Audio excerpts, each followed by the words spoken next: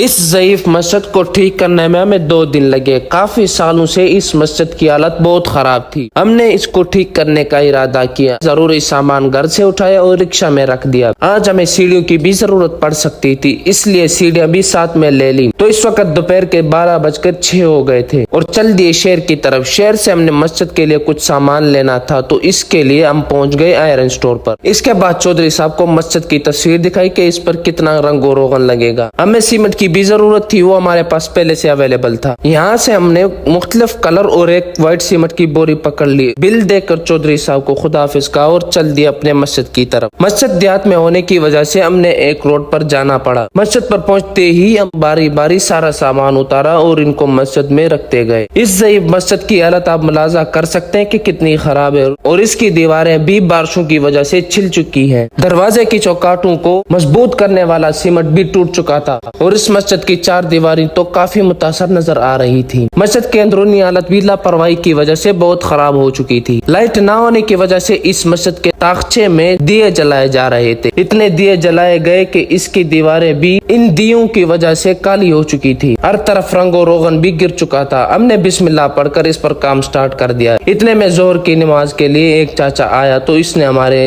काम को बहुत सराहा।